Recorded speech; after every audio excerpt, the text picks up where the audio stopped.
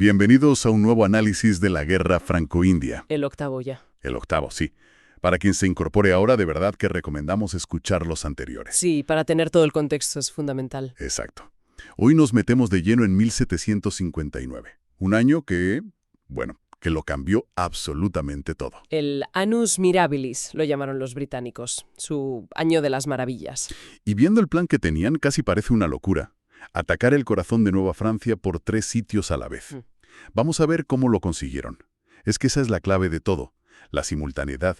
Después de años de desastres, de ataques en un solo punto, que los franceses defendían moviendo tropas. Claro, tapando agujeros. Eso es, ahora el primer ministro, William Pitt, cambia las reglas del juego. La idea es aplicar una presión abrumadora en tantos frentes que las defensas de Nueva Francia, que ya estaban sobrepasadas, simplemente colapsen. Un tridente, podríamos decir. Y uno de esos brazos apunta directo al corazón, a Quebec, al río San Lorenzo. En primavera de 1759, una flota británica descomunal, la más grande jamás vista en Norteamérica, empieza a subir el río. Y eso no es un paseo. No, para nada. El San Lorenzo es un laberinto de corrientes, bancos de arena, un peligro. Una pesadilla para navegar. Y aquí hay un detalle que parece una anécdota, pero que es fundamental. Para guiar a esos barcos de guerra, contaban con un joven maestro de navegación. Que no era muy conocido entonces, ¿no? Para nada. Un tal James Cook. Espera, el capitán Cook. El del Pacífico. El mismo. O sea que sin la pericia de este joven, toda la campaña de Quebec podría haber sido al traste por un error de navegación. Podría haber pasado perfectamente. Su habilidad fue crucial para que esa armada llegara a las murallas de Quebec. Increíble. Y al frente de las tropas de desembarco, de unos 9.000 soldados, el general James Wolfe, un personaje. De novela, casi. Joven, brillante, ambicioso hasta la médula. Pero de salud frágil, impetuoso y con una relación malísima con sus oficiales, por lo que se cuenta. Un cóctel explosivo. Wolfe sabía que esta era su oportunidad para cubrirse de gloria. O morir en el intento. Básicamente. Y en Quebec le espera el marqués de Montcalm. ¿Cuál era su situación? Porque me imagino que no era mucho mejor. Era desesperada. Sabía que los británicos le superaban en número, pero el problema no era solo militar. Canadá llevaba 2 años de malas cosechas. Estaban al borde de la hambruna. Literalmente. La ración de pan en Quebec se había reducido a unos 50 gramos al día. Civiles y soldados comían carne de caballo para sobrevivir. Menudo panorama. ¿Con eso qué estrategia puedes plantear? Pues aquí choca la mentalidad europea con la realidad canadiense. El gobernador Vaudreuil, que era de allí, quería seguir con la guerra de guerrillas, usar a los aliados indígenas. Lo que les había funcionado hasta entonces. Exacto. Pero Montcalm, un aristócrata francés, despreciaba esa forma de combatir. Para él era una guerra de salvajes. Y es importante entender cómo era su ejército. A ver, cuéntanos. Montcalm tenía, digamos, 3 tipos de tropas. Sus regulares, los soldados profesionales de Francia, su élite. Luego, las tropas de la Marina, que eran guarniciones de las colonias, muy veteranas. ¿Y la milicia? Y, por último, la milicia, los colonos canadienses, a los que Montcalm consideraba poco más que campesinos indisciplinados. Su desdén por ellos y por Vaudreuil su relación era un desastre. Perdona que te interrumpa, pero esto me parece clave.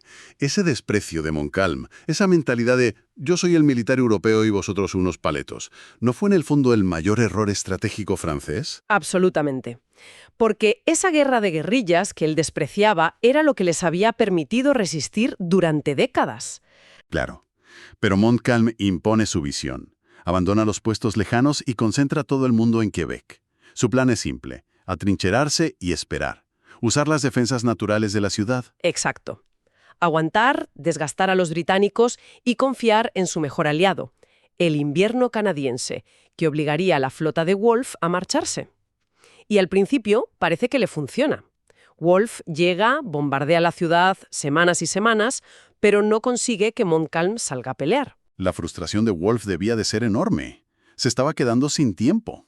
Así que, desesperado, el 31 de julio lanza un asalto frontal en Beauport, al este de la ciudad. Una decisión impulsiva. Totalmente. Y el resultado fue un desastre absoluto. Los granaderos británicos, su tropa de élite, avanzan de forma caótica y son masacrados por el fuego francés. ¿Cuántas bajas? Más de 400. La derrota es tan humillante que Wolfe cae en una depresión profundísima y encima con una fiebre que casi lo mata. O sea que a finales de agosto el asedio de Quebec está estancado. Estancado y parece que Montcalm va a ganar su apuesta. Así que Wolfe está completamente atascado, enfermo y deprimido frente a Quebec. Podría parecer que el gran plan británico hace aguas. Parece. Pero ahí se ve la genialidad de la estrategia de Pitt.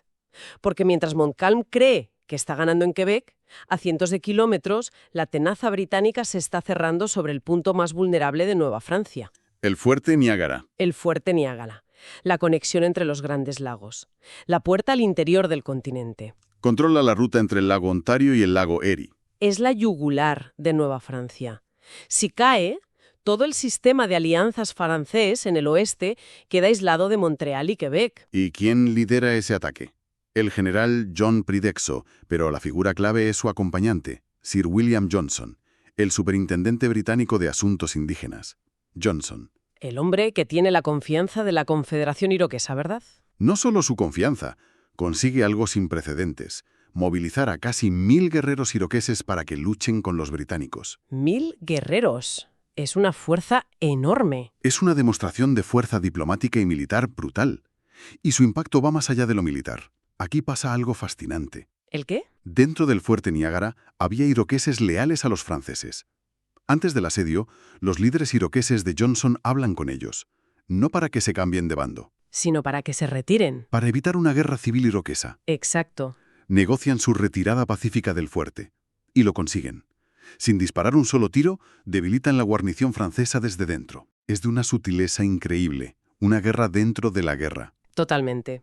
Entonces, los británicos comienzan el asedio, cavan trincheras, colocan la artillería, y ocurre una de esas ironías de la guerra. A ver, El general Priddox, el comandante, muere por la explosión de uno de sus propios morteros. Un trozo de metralla le bula la cabeza. no puede ser. Lideras un ejército, planeas un asedio complejo y mueres por un fallo técnico absurdo. Tal cual. ¿Y qué pasa entonces? ¿Cunde el pánico? Pues no. El mando recae en Sir William Johnson, un diplomático, no un militar de carrera. Pero asume el control sin dudarlo. Y la defensa francesa depende de una fuerza de socorro que viene del oeste, ¿no? Sí, unos 800 hombres. Y Johnson, el diplomático, tiene que enfrentarse a ellos. Prepara una emboscada perfecta en un lugar llamado La Belle Famille. Y funciona. A la perfección. Cuando la columna francesa avanza, los regulares británicos se levantan y les dan un repaso con varias descargas a quemarropa. El frente francés se desintegra. ¿Y qué hacen los guerreros iroqueses de Johnson? Durante el combate principal se mantienen al margen, observando. Es su forma de hacer la guerra. Pero en cuanto ven que los franceses huyen en desbandada, se desata el infierno. Se lanzan a la persecución. Una persecución implacable por el bosque. La fuerza de socorro francesa simplemente deja de existir. Madre mía. Así que el comandante del fuerte se queda solo. Completamente. Sin esperanza de recibir ayuda, el comandante Pouchot se rinde el 26 de julio. La caída de Niágara es un golpe mortal. Y todo esto pasa mientras Wolfe sigue empantanado en Quebec. Pero nos queda el tercer brazo del tridente, el avance desde el sur, desde Albany por la ruta de los lagos George y Champlain, la ruta de invasión clásica. Y al mando de esta fuerza el propio comandante en jefe, Jeffrey Amherst. Exacto. Y es imposible no pensar en el contraste con el año anterior. En 1758, en ese mismo sitio, el fuerte Carillon, Ticonderoga, La desastrosa derrota de Abercrombie que vimos en nuestro sexto análisis. esa misma. Una humillación total para los británicos. Abercrombie estrelló un ejército de 15.000 hombres contra 3.600 franceses. Pero en 1759 la historia es muy diferente. ¿Qué cambia? Cambia el comandante. Amherst es el polo opuesto de Abercrombie. Es metódico, increíblemente cauto, casi exasperante en su lentitud, no va a cometer ningún error. ¿Y los franceses? ¿Intentan repetir la hazaña? No pueden. El comandante francés allí, Bourlamaque, sabe que la situación es insostenible. Su fuerza es minúscula comparada con la de Amherst. Y que Montcalm necesita a sus hombres en Quebec. Exacto. Resistir en Ticonderoga sería un suicidio inútil. Así que, tras una resistencia simbólica, vuelan parte del fuerte y se retiran hacia el norte. O sea, que Amherst conquista la temida fortaleza de Ticonderoga sin librar una sola gran batalla. Prácticamente. Poco después, los franceses abandonan también su siguiente fuerte, Crown Point. La victoria de Amherst no es vistosa, pero estratégicamente es demoledora. Demuestra que Nueva Francia se está desmoronando. Ya no tienen tropas para defender todos los frentes. De acuerdo. Pongamos las piezas sobre la mesa. A finales de julio de 1759, Wolfe está fracasando en Quebec, pero Niágara ha caído y Ticonderoga también. ¿Qué significa esto para Montcalm? Significa que la trampa se ha cerrado. La caída casi simultánea de Niágara y Ticonderoga tiene un efecto dominó catastrófico. El corazón de la colonia, el pasillo del San Lorenzo, está completamente aislado. Sabe que no van a llegar refuerzos. Sabe que está solo.